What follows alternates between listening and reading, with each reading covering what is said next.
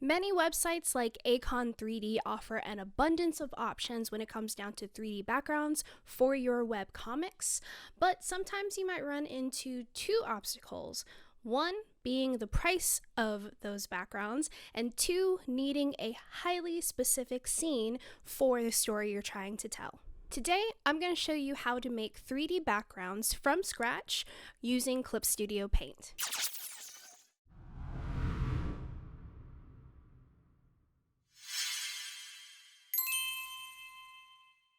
Hello, I am Artsume Shae. I am a digital artist, content, and comic creator. I have my own webcomic, Space Ultima. On my channel, you can find many videos talking about my artistic process, so if that interests you, keep watching. As mentioned, Acon 3D has an abundance of just a really huge offering when it comes down to backgrounds, brushes, 3D things of any type. They even have entire city packs that allow you to use different scenes, customize the time of day, and really be able to reuse these options for your entire series. So this is in no way trying to deter you from using Acon, but just to show you that sometimes there's options that you can utilize and make yourself. Identify your scene. So Space Ultima is a sci-fi adventure, and so it was kind of hard at first to find 3D backgrounds that were sci-fi or cyber related.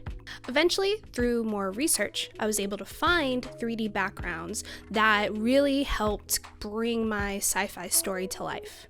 Even backgrounds that I continue to reuse all the way up to this point in my story. But then comes episode 14. I'm noticing that there's no backgrounds that really help show off what I have in mind. And I could draw by hand, but the scale of the location is so large that I really need to use 3D in order to optimize and just help quicken my workflow. So I have a location in mind. Now it's time to do some research. Clip Studio Paint Asset Store.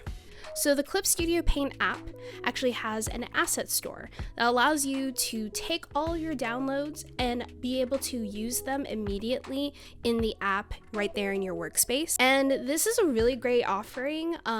Basically 3D backgrounds, 3D objects, poses, brushes, anything that can help take your art style further, you have it right there available to you. So I searched for different keywords like city buildings, SF, which is short for science fiction, futuristic, cyber, sci-fi itself. Those are some of the keywords that I looked up in order to start finding these 3D objects and assets that can help me start building my scene. Notice that a lot of these really high quality 3D assets and backgrounds, they are completely free. So whenever I hit search, I tap on filter and I select free as the option, and you have some really dynamic, really creative assets that are completely free that you don't have to spend any money on. Open a new canvas and assemble. So after you have downloaded the different assets from the Clip Studio Paint asset shop, it is your time to assemble those. What I first do is open a new canvas. I open a new canvas for just your basic illustration. Then I set it to 1920 width and 1080 height. Now the reason that I do this is to make sure that my main stage is in full detail. So that also includes setting up 300 DPI. Trust me, later on when it's in your panel, it's gonna be super compressed, but we don't wanna start out in those small sizes, because if you do that, then by the time it ends up in your comic, it's gonna be even more small and pixelated. So I always make sure that my main stage, my main location and scene is in the most full detail that it can be. I start by assembling the largest objects first, so that's your city buildings, certain objects that are like larger in scale. That way I can kind of set the stage, kind of like building, building a model of some type. Notice that I'm moving these 3D objects around, much like I would move around a 3D figure. So if you're already used to using the 3D body models to, pose your different scenes, this is basically the same tools.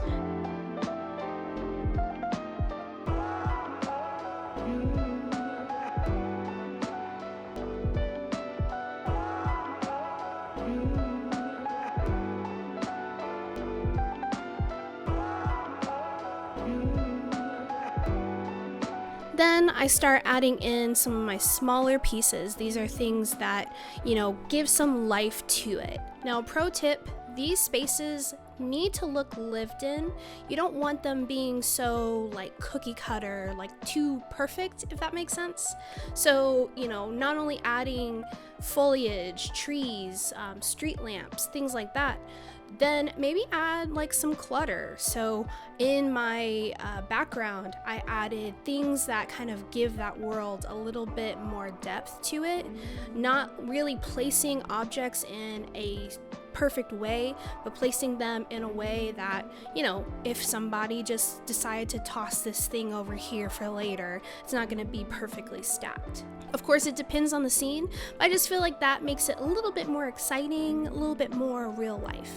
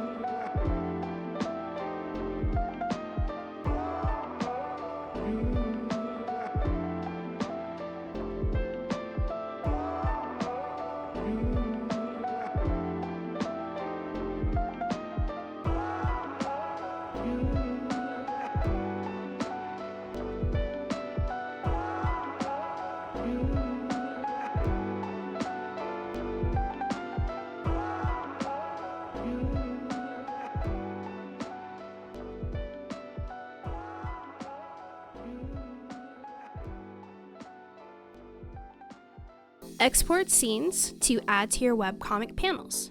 Well, you're almost done. Basically now, all you have to do is move it around, zoom in, zoom out, get wide shots, close-ups, and really use that as the stage for where your characters of your comic are going to be in. Alright, so now that you have gone through and created your 3D background, you're going to use something called line extract, and that can be found in your layer property section. And this is what's going to allow for your 3D background to turn into a 2D line art. And with that 2D line art, you can then drag it into your panel and be able to color it in within that space. I don't recommend coloring when it's in your initial illustration, because it's gonna change, you're gonna need new angles. But regardless, I will then hide any fill layers and pretty much export this as a 100% transparent PNG.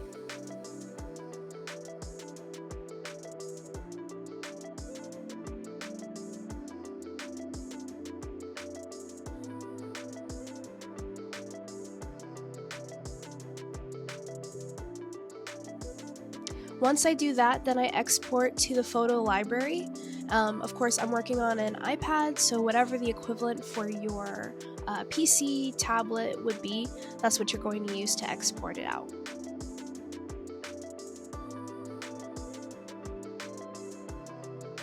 I, of course, return everything back to its initial look, just so I can make sure when I get a new angle, new camera angle, it'll be ready for the next one. Alright, so I'm opening up my comic, and with that, I am now going to the panel that's going to be part of, and I just import it in. I import the transparent PSD. That way, come time for me to start coloring in that background, it'll be ready for me to do so.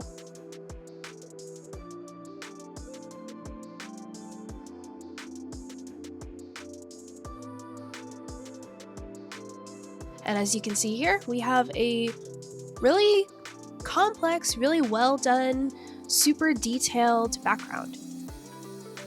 Then after you do that, you can also add lighting, render, shading. You can even tweak it with some gradients. Gradients is something I really like. It's just a simple tool that allows you to take it to the 10th degree without having to spend a whole lot of time invested in some dynamic shading. So that's it. There you have it. That is how I use these 3D objects to customize my own backgrounds for my comic scenes. Shout out in the comments if you have any other questions relating to this topic, art topics, comics, and more. If you like what you saw, please like and subscribe for more videos like this. You can check out my webcomic Space Ultima on Webtoon Canvas and the Inkverse app. If you want to see what else I'm up to, you can follow me at Artsume_Shae on Instagram. And I also have an Instagram devoted to my webcomic at Space Ultima. Thank you for hanging out with me, and I will see you in the next one. Bye!